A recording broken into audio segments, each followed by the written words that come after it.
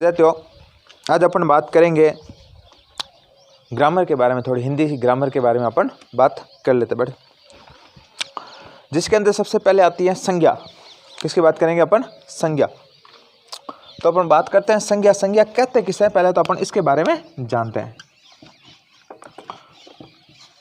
संज्ञा की एक नॉर्मल सी परिभाषा लिख लेते हैं। किसी व्यक्ति, वस्तु, स्थान या भाव के नाम को क्या कहते हैं? संज्ञा कहते हैं। तो परिभाषा लिखते हैं पहले तो अपन। किसी व्यक्ति,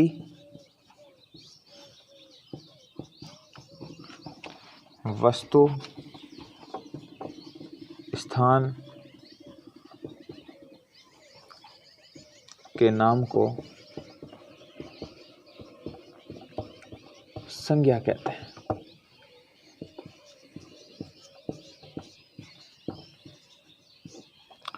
ठीक है, किसी व्यक्ति, वस्तु या स्थान के नाम को संज्ञा कहते हैं।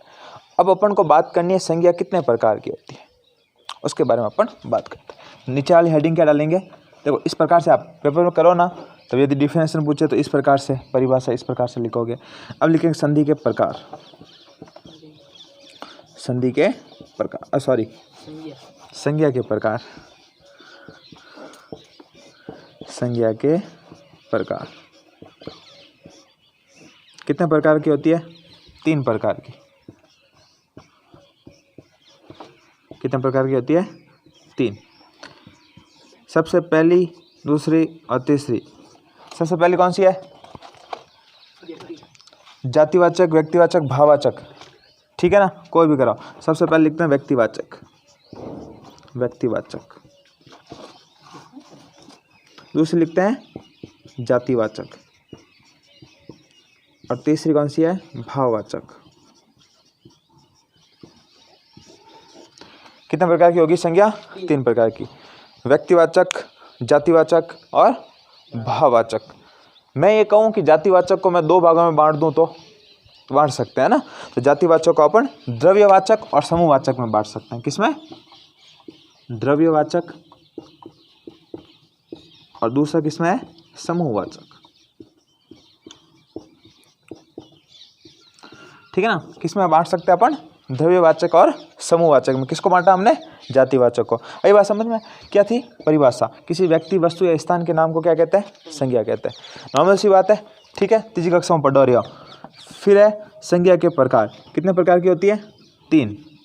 कौन कौन सी? व्यक्तिवाचक, जातिवाचक और भाववाचक।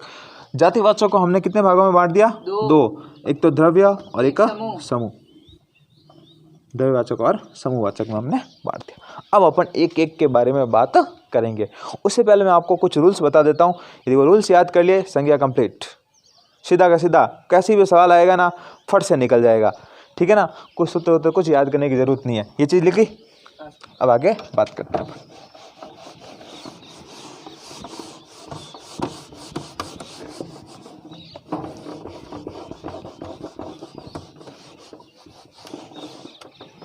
देखो, यदि किसी व्यक्ति का नाम बहुवचन में होगा ना, कौन से वचन में?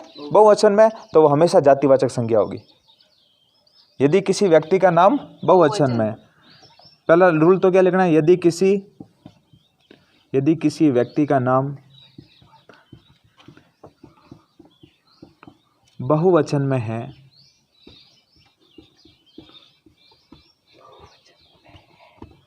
तो वहाँ जातिवाचक संज्ञा होगी। जातिवाचक।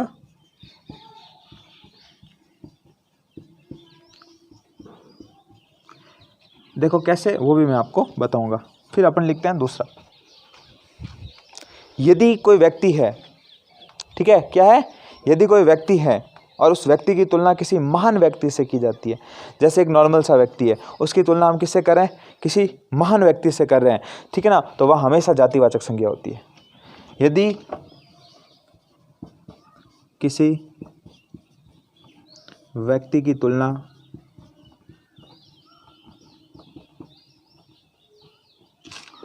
महान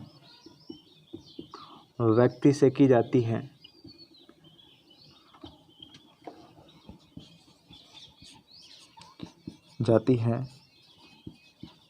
तो वहाँ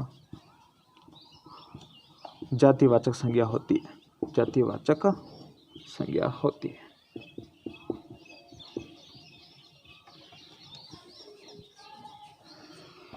ठीक है ना। नॉर्मल सा व्यक्ति है, उसकी तुलना किसके साथ करेंगे अपन? एक महान व्यक्ति के साथ। तो उस पर कौन सी संज्ञा होगी? जातिवाचक संज्ञा का प्रयोग किया। यदि आपको भाववाचक संज्ञा और विशेषण में अंतर करना है, किसके अंदर? भाववाचक संज्ञा और विशेषण में, तो कर्ता का प्रयोग कर दो। कैसे करेंगे देखो, सारी चीजें बताऊं उदाहरण के माध्यम से ना। यदि भाववाचक संज्ञा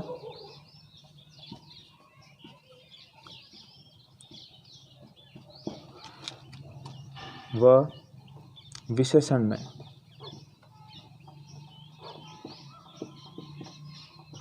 अंतर करना है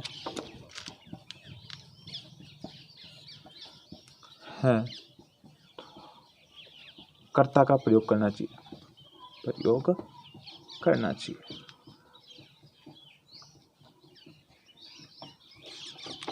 किसका प्रयोग करना चाहिए? प्रयोग मतलब कर्ता का प्रयोग करना चाहिए।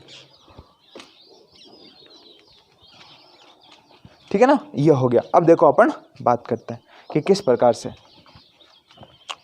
यदि किसी व्यक्ति का नाम बहुवचन में है तो वहां कौन सी संज्ञा होगी? जातिवाचक संज्ञा। जैसे अपन एक नॉर्मल सा उदाहरण लेते हैं यहां से, तो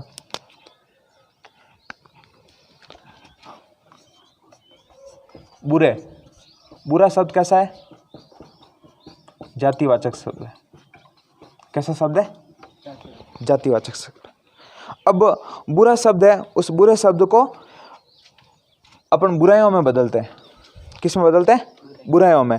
तो सॉरी, इसको वापस समझना, थोड़ा सा इनको मिटा देता हूँ ताकि कंफ्यूजन दूर हो जाए पूरा, और कंफ्यूजन आ गया।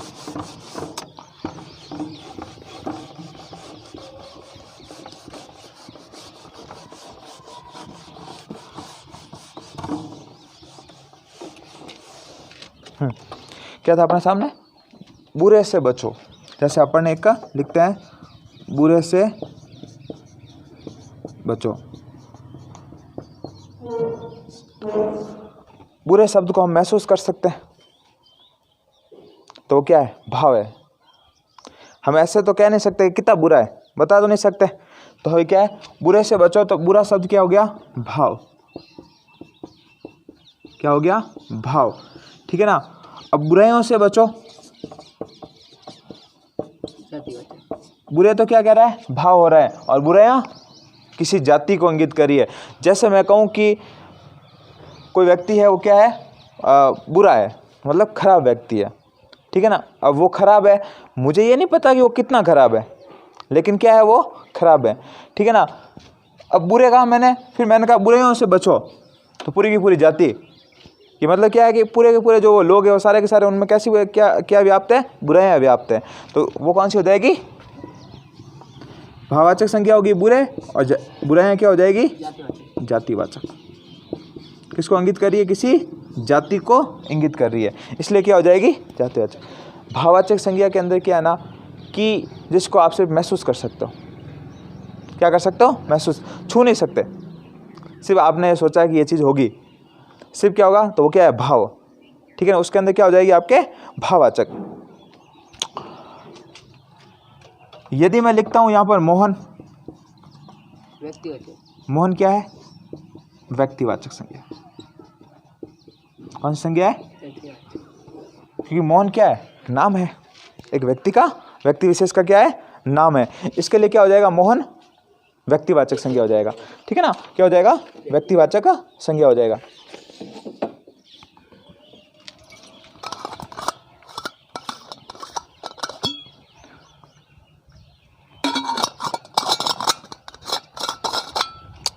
फिर देखो, जातिवाचक संज्ञा मैंने आपको दो प्रकार की बताई। कितने प्रकार की बताई? एक होती है आपके द्रव्यवाचक, कौन सी होती है? और ये कौन सी है? समूहवाचक।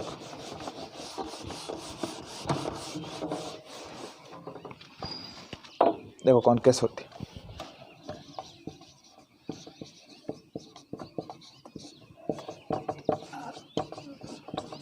देखो समझना जातिवाचक संज्ञा के अंदर।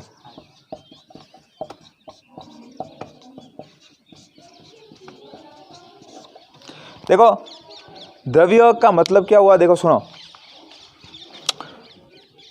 जैसे मैं कह दूं आपको 5 लीटर दूध, कितने लीटर दूध है? 5 लीटर। तो दूध को क्या ऐसे गिन सकते हो क्या?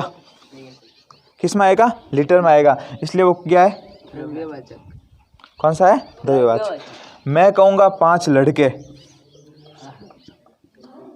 ठीक है ना, 5 लड़के किस में आ जाएगा? समूहवाचक में। क्यों? इनको हम गिन सकते हो। लड़के क्या है? लड़के जाति है, ठीक है ना, लड़के हैं, ठीक है ना, तो वो क्या है? जातिवाचक। तो आगे समझ में, 5 लीटर दूध हो गया, मैं कह दूं 5 किलो शक्कर,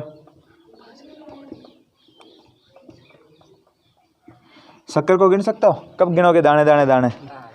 कह देता हूं मैं यहाँ पर 10 पंखे,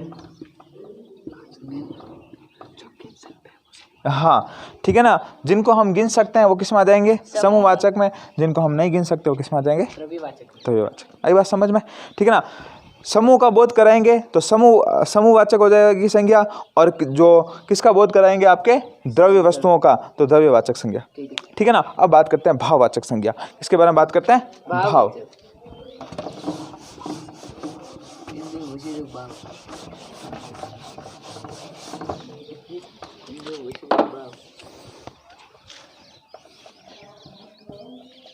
भाववाचक संज्ञा।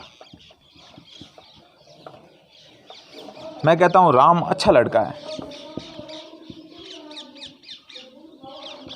अच्छा लड़का है, और मैंने इसके ऊपर अंडरलाइन कर दी कि इसके अंदर कौन सी संज्ञा? भाव।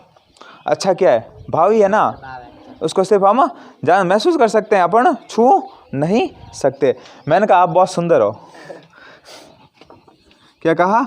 आप बहुत सुंदर हो।